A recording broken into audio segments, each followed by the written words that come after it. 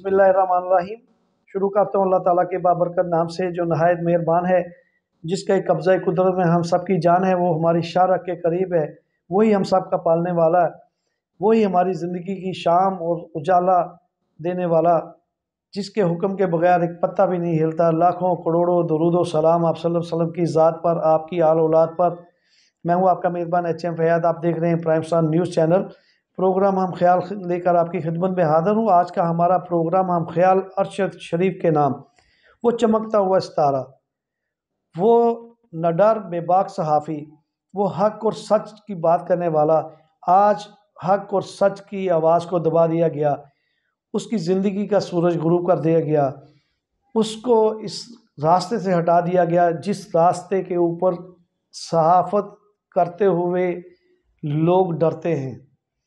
उस सहाफ़ी को उस रास्ते से हटा दिया गया जहाँ पर हक और सच की बात की जाती है। अरशद शरीफ, इसकी मौत का क्या सबब है? अरशद शरीफ जिसको कत्ल किया गया, उसके पीछे क्या मुहर्रकात हैं? क्या अरशद शरीफ की मौत हादसाती मौत है? क्या उसका कत्ल हादसाती कत्ल है? ये वो सवालात हैं जो सहाफ़ी बरादरी समेत पूरे पाकिस्तानी कौम के जहनों में आ रहे हैं। आज इस पर बात करने के लिए मैंने जिस शख्सियत को दावत दी, शोबा सहाफ़त से वास्ता है, प्रेस क्लब कोटली लोहारा के चेयरमैन, माहिर कानून, Oxford girls college Kotli Lohara के प्रिंसिपल मोहतरम रिजवान ताहिर एडवोकेट को मैं अपने प्रोग्राम हम ख्याल में खुशामदीद कहता हूँ। आज उनसे जानने की कोशिश करेंगे कि अरशद शरीफ के कत्ल के पीछे क्या मुहर्रकात हैं। क्या वाकई वो उनकी मौत हादसाती मौत है या कोई और किसी साजिश के ज़रिए उस हक और सच की आवाज़ को दबाया गया है। देखिए जी, अरशद शरीफ साहब की जो बात कर रहे हैं, उनके कत्ल का सबको दुख है, पूरे पाकिस्तान को दुख है, हमें अफसोस है। मैं तो सहाफ़ी हूँ, वकील हूँ, इससे हट के अगर आप किसी आम बंदे से बात करें तो उससे भी अफसोस है, हर पाकिस्तानी को अफसोस है। और सहाफ़ती दुनिया में बात करें तो पूरी दुनिया में जो है ना सहाफ़ियों की इस चीज़ का दुख हुआ। और वो जो सहाफ़ी कैसे थे, उसके मुहर्रकात कैसे थे। देखिए, जब आपने नडार सहाफ़त करनी है, बेबाक सहाफ़त करनी है, दलेर सहाफ़त करनी है, आप सच्ची बात कर रहे हैं, प्रूफ सबूत से बात कर रहे हैं, तो फिर ज़ाहिर है उसके आपको अपोजिट्स जो उसके मुहर्रकात होते हैं, उनका भी सामना करना पड़ता है। तो छोटे लेवल पे जब बंदा सहाफ़त करता है तो वो सच्ची बात करे तो उसको थ्रेट्स आ जाते हैं लोकल लेवल पे। तो ये तो इंटरनेशनल लेवल पे सहाफ़त कर रहे थे, वहाँ किसी को बड़े बड़े प्रोग्राम कर रहे थे, बड़े बड़े इंकशाफ करते थे, ये दलील के साथ सबूत के साथ बात करते थे। तो ये मेरे तो नज़रिया ये है कि उनको थ्रेट्स थे तो इसीलिए उन्होंने जो है ना मुल्क छोड़ा था, दुबई के वहाँ छोड़ दिया, इंग्लैंड के वहाँ से चले गए।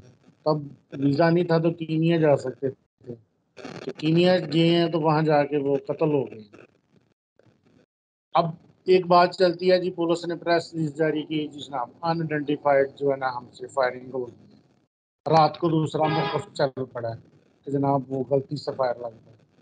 फायरिंग जब होती है इंसान को फायर आगे से लगता है, पीछे से लगता है, दाएं से लगता है, बाएं से लगता है, कभी इंसान के सर के ऊपर फायर नहीं लगता जहाँ से उसको सर पे फायर लगा सकता है। तो इससे तो जाहिर होता है कि वो जो कोई भी उसको मारने वाला था वो उसने टारगेट किया, वो टारगेट किलिंग थी। मैं तो अपने नज़रिए से, अपनी सोच से, चूँकि एडवोकेट हूँ, तो मैं अगर उस नज़रिए से देखूँ तो सर के ऊपर फायर, मेरा ख्याल है ऐसा कत्ल नहीं होता। तो सर के ऊपर चोट आती है तो ऊपर से चीज़ गिरे ना, उसकी चोट जी जी। आती है जनाब, तो वो फायर सर के ऊपर से कभी नहीं। मेरे नज़दीक ये जो है ना टारगेट किलिंग है। रिजवान ताहिर अब साहब को अपने मुल्क से बाहर उसको टारगेट किया गया है। वहाँ की जो इब्तदाई रिपोर्ट आई थी उस पर तो इनकी मौत को हादसाती मौत करार दिया गया कि यानी तब्दील की गई थी कि ये टारगेट किलिंग नहीं है या गोली से नहीं इनकी मौत हुई, ये हादसे से हुई है। लेकिन उसके बाद जो रिपोर्ट्स जारी की गई हैं कि इसको जो है टारगेट किया गया है। और ये भी सुनने में आ रहा है कि शक की बिना पर जिस तरीके से पुलिस आपने किसी मुजरम की तलाश में नाका लगाती है, तो उस नाके के ऊपर जो है इनको हिट किया गया है। मेरा आपसे सवाल है, आप एक माहिर कानून है, सहाफत से आपकी ज़िंदगी है जुड़ी हुई है, आप बड़े अच्छे तरीके से इस सहाफत के शोबे को भी जानते हैं। बाई लॉ हम अरशद शरीफ का जो कत्ल है उसके लिए इंसाफ कहाँ से तलाश करें, अपने मुल्क से या बैनुल अक़वामी जो इदारे हैं उनसे? देखिए, इंसाफ तो तलब करने के लिए जो जो दायरे होते हैं, तो दायरे तो अपनी ज्यूरिस्डिक्शन में काम करते हैं। अगर आप जी पाकिस्तान की बात करेंगे तो पाकिस्तानी अदालतें तो पाकिस्तानी ज्यूरिस्डिक्शन में ही काम कर सकती हैं। अंदरूनी मुल्क जो वारदात होती जी है, अंदरूनी मुल्क जो जुर्म होता है, वो उनकी ज्यूरिस्डिक्शन में आता है जी और वो वहाँ तक कर सकते हैं। अब कीनिया नैरोबी की बात है, जी तो ये नैरोबी की अदालत जो है ना, वो इसको कर सकती है। वो नैरोबी कीनिया की फौज जो है, वो तहकीक कर सकती है। कीनिया की पुलिस, कीनिया की जो एजेंसी हैं, तहकीकाती एजेंसी हैं, वो इस पे तहकीक कर जी। सकती है और वहाँ की अदालत जो है ना, वो इस पे फैसला कर सकती है। और ये एक इंटरनेशनल फोरम दूसरा भी है, सवाल। इंटरनेशनल फोरम पे भी आप जा सकते हैं, लेकिन उससे उससे पहले आप कीनिया की अदालत से रजू करें। अब रिजवान साहब, मेरा सवाल ये है कि अरशद शरीफ जिसकी आवाज़ को दबाया गया है, हमारे पाकिस्तान में मुतज़ाद खबरें हैं। एक अफवाह भी हुए कि उसको पहले दुबई से भी फोर्स किया गया कि उसको निकाला गया। दुबई से क्यों निकाला गया होगा? इसके अलावा फिर वो कीनिया गए हैं, कीनिया में भी उसका जो है अचानक ही एक खबर आ जाती है जी उसका मर्डर हो गया है। वो सहाफत, वो नडार बेबाक सहाफत वो कर रहे थे और बड़े फ़रूख़ के साथ वो सहाफत की जाती थी। सवाल तो ये है कि ऐसा शख्स जो पाकिस्तान में रहते हुए जो इदारों के ऊपर बात कर रहा था, हक और सच की सहाफत कर रहा था, उसको वहाँ पे क्यों मारा गया? अगर वहाँ पे, क्या हमारे पाकिस्तान के कोई दुश्मन है वहाँ पे जो जाके उसको कत्ल कर रहे हैं? देखिए, ये जो वो अदारों पे बात करते थे, लोगों की शख्सियात पे बात करते थे, मुख्तलिफ जो है ना इंस्टीट्यूशन पे बात करते थे। अब उसको किसने टारगेट किलिंग की है, ये तो कहना कबल वक्त है। और दूसरी बात, आप कह रहे हैं कि पाकिस्तान में उसको नहीं मारा गया, बैरूनी मुल्क जाके मारा गया। तो जो बंदा साजिश करता है ना, जो प्लानिंग करता है, वो साजिश में अपनी सेफ्टी पहले रखता है कि मैं कैसे सेफ हो जाऊंगा, मैं कैसे सिक्योर होऊंगा, कि मैं इस बंदे को अगर जी मरवाता हूँ या मारता हूँ तो मुझ पे शक ना जाए। तो जाहिर है जी जिसने भी प्लानिंग करनी है, फिर उसने सेफ एंड साउंड करनी है ताकि उस पे जो है ना शक ना जाए। अब ये किसी इंस्टीट्यूशन का काम है, ये किसी शख्सियत का काम है, क्योंकि वो बहुत ज्यादा प्रोग्राम करते थे, तो उनका प्रोग्राम होता ही तहकीकाती था, इंकशाफी प्रोग्राम होता था, तो बड़े बड़े इंकशाफात जी करते थे। अब किसको वो इंकशाफ बर्दाश्त नहीं हुआ, या उनका जाति किसी के साथ कोई दुश्मनी थी, या जाति उनकी कोई रंजिश थी, कोई चपकलस चल रही थी, जो जी वारदात है, वारदात से ये जाहिर होता है कि ये जो है ना टारगेट। जी। अच्छा, ये अरशद शरीफ, अब उसकी आवाज़ को दबाया गया है और जिन लोगों ने इसकी आवाज़ को दबाने की कोशिश की है, क्या ऐसा तो नहीं है कि बैनुल अक़वामी जो हमारे दुश्मन हैं, वो ऐसी साजिश कर रहे हो कि हमारे अपने ही वतन के नामवर सहाफ़ी का कत्ल करके वो हमारे अंदरूनी जो हालात हैं या उसको ख़राब करने की कोशिश करें कि सहाफ़ी जो हमारी बरादरी है, उनके अंदर ये खौफ़ पैदा हो जाए कि हमारी आवाज़ को दबाया जाए। क्या ऐसा मुमकिन है? सर देखिए, जहाँ तक तो बात सहाफ़ी के दबाने की है, तो आप पाकिस्तान की हिस्ट्री को देख लें, सहाफ़ी पे बहुत जुल्म हुए हैं। तब से जुल्म होता आ रहा है, कोड़े खाए, कैदें काटी, जेलें काटी, कत्ल व गारत हुई, लेकिन ये जी आवाज़ दब नहीं सकी। आवाज़ तो ना दबी है, ना ही दबेगी। तो दूसरी बात, जो थ्रेट्स है, जो टेरर है, तो टेरर तो आप किसी लेवल पे भी वारदात हो तो वो पहल पहले जाता है। लोकल लेवल पे जी अगर आप किसी सहाफ़ी को दबाते हैं तो दूसरे सहाफ़ी डर जाते हैं। अब इंटरनेशनल लेवल पे अगर ये वारदात हुई है या मुल्की लेवल पे वारदात हुई है, तो कहीं ना कहीं ये मकसद होता है कि दूसरे बंदों को सिखाना कि अगर आप बाज ना आए तो आपके भी ये इंजाम होगा। ये तो बात वाज़ेह जी होती है, टेरर तो होता है, लेकिन आवाज़ जी जितना मर्जी टेरर हो, आवाज़ नहीं दब सकती। सहाफ़ी जो है ना, उसका काम ही है कि उसने सहाफ़त करनी है। तो सहाफत फूलों की सेज नहीं, ये कांटों की सेज है। वो शायर कहता है कि इन्हीं पत्थरों पे चल के आ सके तो आओ, मेरे घर के रास्ते में कोई कहकशां नहीं है। तो इस रास्ते पे चल के आप डरे ना, आप डर भी जाएं और जनाब कहें कि मैं सहाफत भी करूं और डरता भी रहूं, सच भी ना बोलूं और लोगों की सिर्फ तर्जमानी करता रहूं, तो फिर वो सहाफत नहीं होती, फिर वो आप किसी के तर्जमान होते। अगर सहाफत करनी है तो फिर करना नहीं। तो सहाफियों की आवाज़ को दबाया नहीं जा सकता। जितना चाहे जो लोग जुल्म करना चाहते हैं कर लें, मैं इसमें किसी को पॉइंट आउट नहीं करता। जिसने भी उनके साथ अशरफ शरीफ साहब के साथ ज्यादती की है, इसका टेरर तो बारकैफ है, लेकिन इस जी, टेरर से अगर आप आवाज को दबाना चाहें तो आवाज नहीं दबेगी। जिस चीज को बिल्कुल जितना ठीक कहा दबाएंगे वो आपने। उतना उससे। सहाफत और सहाफत जो ये मुकद्दस शुबा है, जब आप हक और सच की बात करेंगे तो आपके सामने मुश्किलात आएंगी, तकालीफ आएंगी। आपके लिए एक जो ज़िंदगी है, पता नहीं शाम होती है, पता नहीं सुबह होती है कि नहीं होती है। जो सहाफ़ी सच की बात करेंगे, सच का दामन जो छोड़ने की कोशिश नहीं करते, उनके सामने तो ऐसे ही होता है। लेकिन अफसर शरीफ उन्होंने अभी हालिया बड़ा नाम कमाया है और बड़े मुख्तसर अरसे में वो बहुत ऊपर चले गए। अभी भी हमारे पाकिस्तान में बहुत से ऐसे सहाफ़ी हैं जो सच की बात करने की कोशिश करते हैं और उनके सच को दबाया जाता है। अब अरशद शरीफ जो उसके लवाहकीन हैं, उनके ख़ानदान हैं, उसके साथ क्या हुकूमत तावन करेगी?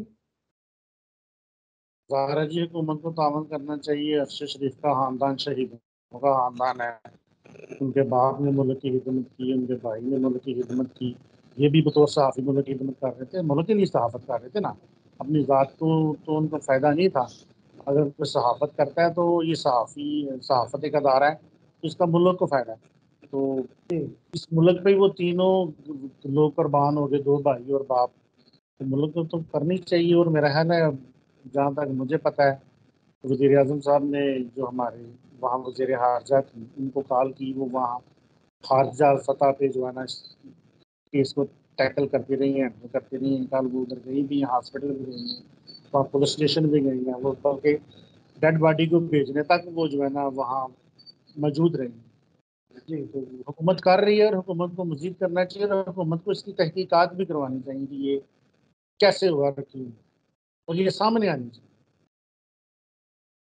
अच्छा, ये जो आपकी नॉलेज में है कि क्या वो जो कॉल चली है नैरोबी में, जो पुलिस में कॉल चली है कि कोई बच्चा अगवा हुआ है, उसकी गाड़ी जो चोरी हुई है, क्या आपके इल्म में है कि या इसमें कितनी सदाकत है? देखें, पुलिस ने इस चीज़ की तरदीद की है। पहले उन्होंने, जी, जो नरूबी की पुलिस है, उन्होंने कहा कि जनाब ये अनआइडेंटिफाइड फायरिंग होगी, उसकी वजह से जो है ना ये उनकी जान गई। बाद में उन्होंने कह दिया ऐसी कोई बात नहीं है। ये जो है ना, अच्छा, रात को मैं देख रहा था, नरूबी में एक पाकिस्तानी थे हमारे सोशल वर्कर, वो जी, ऑनलाइन थे, वो प्रोग्राम कर रहे थे मेरे दोस्त के साथ। वो कह रहे थे कि ऐसी कोई सूरत हाल नहीं। ये था कि वो जिस रास्ते से जा रहे थे, वहाँ जी, रास्ते पे पत्थर पड़े हुए थे, अच्छा, रास्ता ब्लॉक किया हुआ था। वहाँ के जो उस एरिया के जो लोग हैं ना, वो क्या करते हैं कि उस रास्ते को पत्थरों से ब्लॉक कर देते हैं। लोग आते हैं, गाड़ी पे रुकते हैं, तो फिर उसका वो जो ना, आप कहते हैं अब हमारी सड़क को इस्तेमाल कर रहे हैं, तो इसका हमें हदिया दें। ये हमारी सड़क है, आप इधर से गुजर रहे हैं, इसका हमें हदिया दें। वहां से सीधे गुजर रहे लफ्जों में थे। ये करें कि ये वहां पे भत्ता लेने वाली बात कर लेंगे, रास्ते में जो गुजरेगा उससे पैसे मांग रहे होंगे या उनको लूटने रोड वाले होंगे रोड वो। ब्लॉकेज रोड ब्लॉकेज थी रोड ब्लॉकेज थी, पत्थरों से रोड उन्होंने रोका हुआ था। तो चूंकि जो ड्राइव कर रहे थे, उनके जो दोस्त थे, वो उस चीज से वापस थे, उन्होंने उस रोड को चेंज किया, दूसरी सड़क की तरफ चल पड़े हैं। तो फायरिंग हो गई है। तो वो कहते हैं जब फायरिंग हुई है तो मैंने अपने भाई को फोन कर दिया, यार मेरी गाड़ी पे फायर हो गया। अब जी, कहते हैं भाई फायर हो गया, तो काफी आगे जाके मैं गाड़ी रोकी है। भाई ने कहा कि मेरा आगे दूसरा फार्म हाउस है, वहां आ जाए। मैं फार्म जी, हाउस पहुंचा हूँ। मैं फार्म हाउस पहुंच के जाके देखा है, तो मैंने कहा अरशद साहब शायद सो रहे हैं या इनको कोई हार्ट की प्रॉब्लम है। तो मेरे भाई ने दरवाज़ा खोला है, तो उनको पता चला है कि ये तो इसकी डेथ हो चुकी है, इसको फायर लगा हुआ है। जी। ये देखिए कैसी जो है ना टेबल स्टोरी है, कहानी गढ़ी हुई है कि जनाब आप ड्राइव कर रहे हैं और आपके साथ वाले को फायर लग गया और आपको पता नहीं। ऐसे तो नहीं होता। रिजवान साहब, बहुत शुक्रिया, आपने अपने कीमती वक्त से हमें वक्त इनायत किया है। और जी हमारे शुक्रिया। प्रोग्राम का वक्त जो है वो अपने इख्तिताम की तरफ है। और हम दुआ गो हैं कि अल्लाह ताला अरशद शरीफ के जो लवाहकीन हैं उनको सब्र जमील अता फरमाए। और इसके अलावा हम उम्मीद करते हैं और हम मुतालबा करते हैं बहसीयत सहाफ़ी कि जो हमारे अदारे हैं, जो हमारे ज़िम्मेदार हैं, वो अरशद शरीफ के जो कातल हैं उनको यानी समझ लीजिए कि मंजर आम पर लाने के लिए अपना भरपूर किरदार अदा करें। जी नाज़रीन, आपने हमारे मेहमान रिजवान ताहिर एडवोकेट साहब की बात सुनी, उनकी गुफ्तगू सुनी, और उनका भी यही कहना था कि आने वाले वक्त में ही पता चलेगा कि अरशद शरीफ के कत्ल से किसको फ़ायदा हो सकता है। क्या ये कत्ल हादसाती कत्ल है, क्या इसके पीछे कोई साजिश है, या बैरूनी वो क़ुव्वतें जो पाकिस्तान के अंदर एक इंतशार फैलाना चाहती है। ये सारा आने वाला वक्त है, वो बताएगा हमें। इस दुआ के साथ मैं आपसे इजाज़त चाहूँगा कि अल्लाह ताला अरशद शरीफ को जवार रहमत में जगह अता फ़रमाए, उनके लवाहकीन को सब्र जमील अता फ़रमाए, और हमारे पाकिस्तान को इस्तेहकाम, तरक्की, खुशहाली अता फ़रमाए, और इसको अमन व अमान का गहवारा बनाए। हम सवाए इसके लिए दोनों हाथ उठाकर सिर्फ दुआ कर सकते हैं कि अल्लाह पाक हमारे पाकिस्तान को बैरूनी साजिशों से महफूज फरमाए। अपने मेज़बान HM फ़याज़ को इजाज़त दें, फिर मिलेंगे एक नए मौजू के साथ, एक नए प्रोग्राम के साथ, एक नई शख्सियत के साथ। तब तक के लिए अल्लाह हाफ़िज़।